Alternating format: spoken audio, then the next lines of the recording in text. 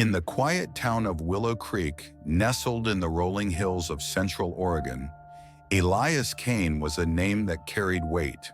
Born on a crisp autumn morning in 1985, Elias was the only child of Margaret and Thomas Kane, a couple who ran a modest hardware store in the heart of town. With his tousled, blonde hair, piercing blue eyes, and a smile that could disarm even the grumpiest of locals, Elias was the kind of kid everyone loved. He was the star quarterback of Willow Creek High, a straight-A student, and the boy who shoveled snow from elderly neighbors' driveways without being asked. To the townsfolk, Elias was their golden boy, destined for greatness. But beneath the surface, Elias's life was far from perfect. His father, Thomas, was a man of rigid expectations, a former high school athlete who never made it past the local league. Thomas saw Elias as his second chance, pushing him to excel in football with a ferocity that bordered on obsession. Practices ran late into the night, with Thomas barking orders from the sidelines, his voice echoing across the empty field. Margaret, a soft-spoken woman who spent her days balancing the store's books, tried to temper her husband's intensity, but her voice was often drowned out. Elias, desperate to please his father, internalized the pressure, his easygoing charm masking a growing sense of suffocation.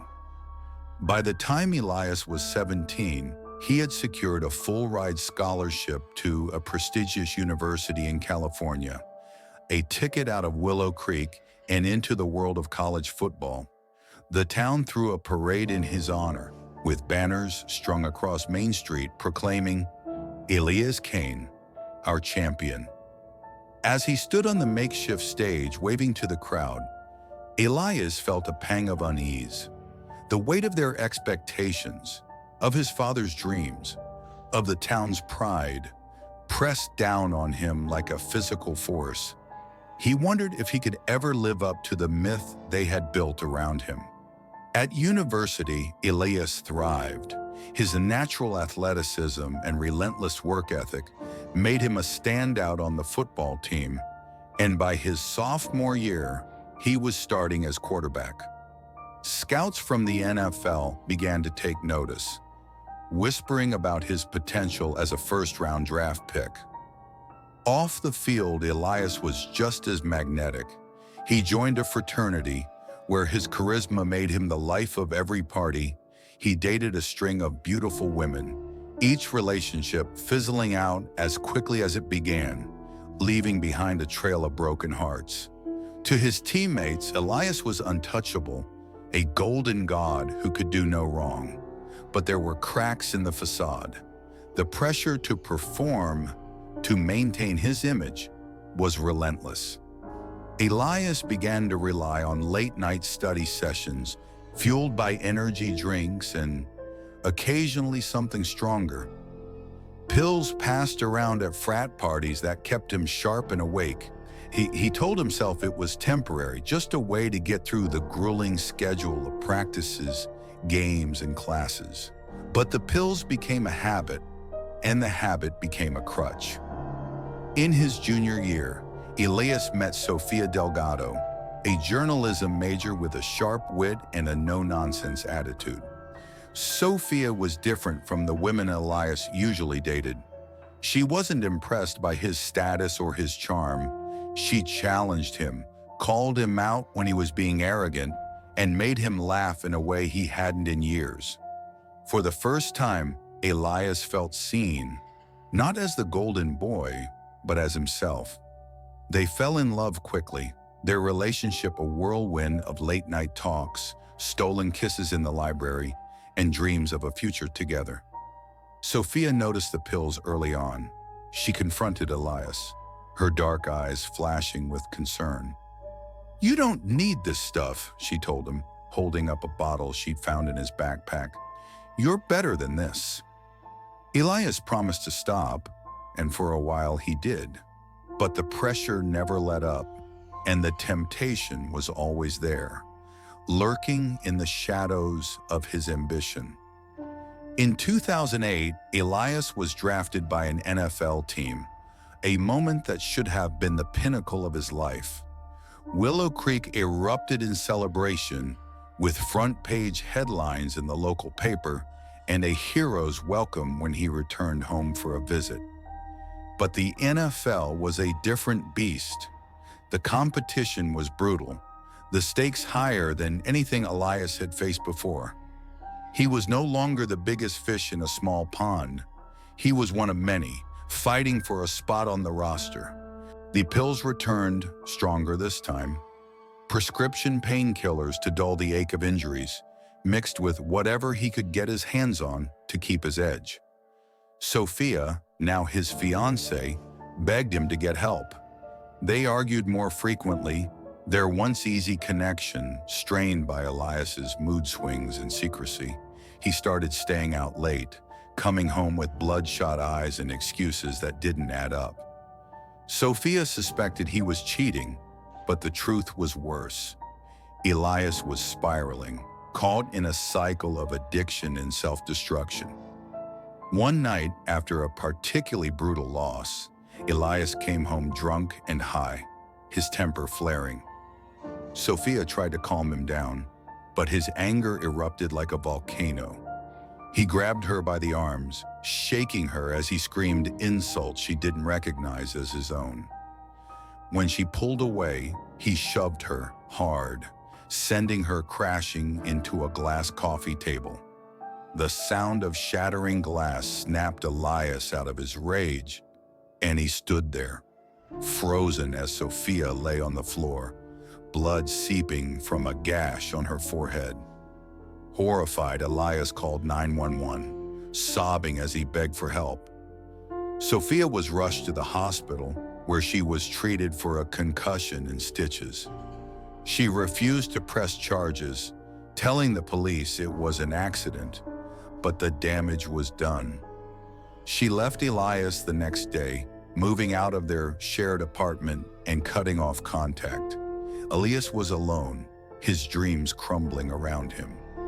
Without Sophia, Elias's life unraveled.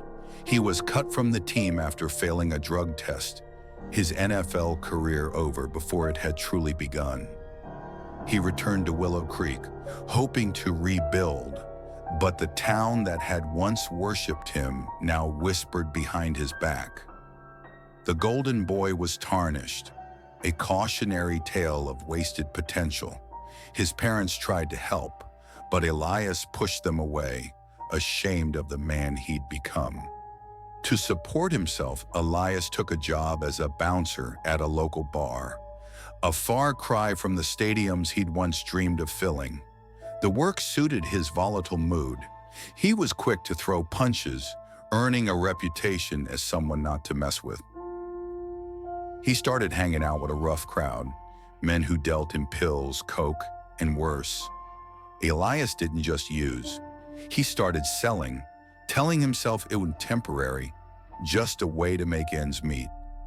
In 2010, Elias met Lena Harper, a bartender at the bar where he worked. Lena was 25, with a tough exterior and a troubled past of her own. She'd grown up in foster care, bouncing from home to home, and had a knack for surviving in a world that hadn't been kind to her.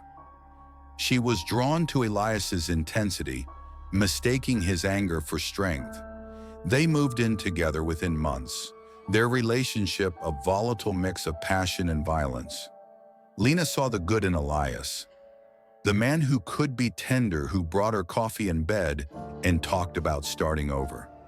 But she also saw the darkness.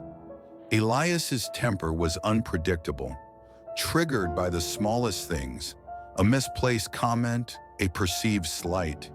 He'd scream, throw things, and sometimes he'd hit her. Lena stayed, convinced she could fix him, that love could pull him back from the edge. On a sweltering August evening in 2012, Elias's world came crashing down.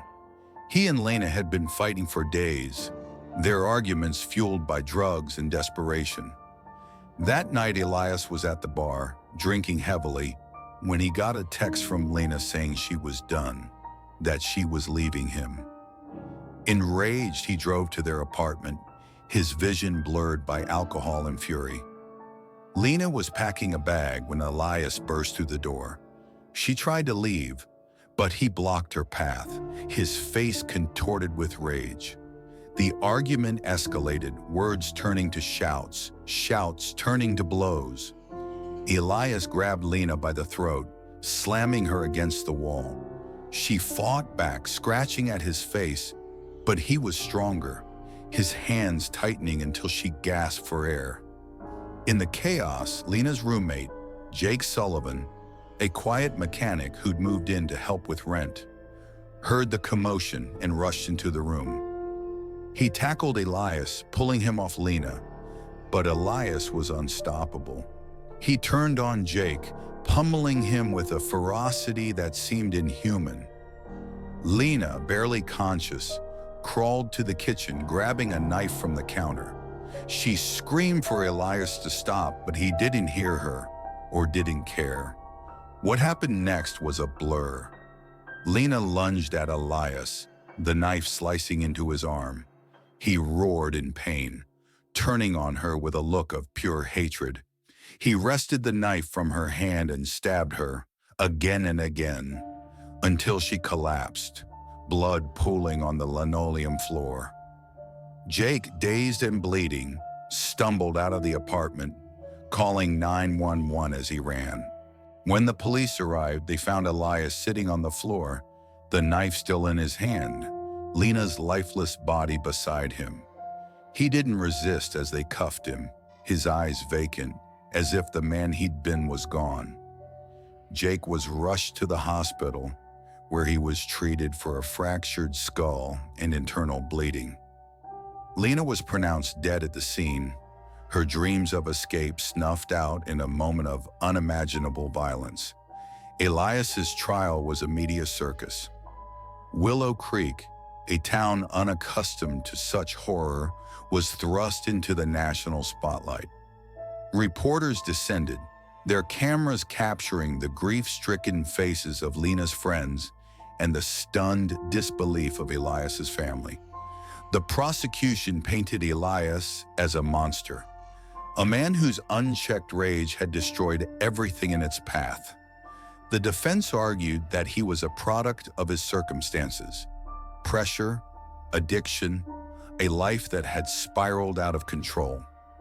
Elias took the stand, his voice breaking as he recounted the night of the murder. He claimed he didn't remember the details, that the drugs and alcohol had clouded his mind. He spoke of his love for Lena, of his regret, but his words rang hollow to a jury that had seen the crime scene photos, the brutality of what he'd done. In March 2013, Elias Kane was convicted of first-degree murder and attempted murder. He was sentenced to life without parole, a punishment that felt both inevitable and insufficient to those who had known Lena. As he was led from the courtroom, Elias looked back at his parents, their faces etched with pain.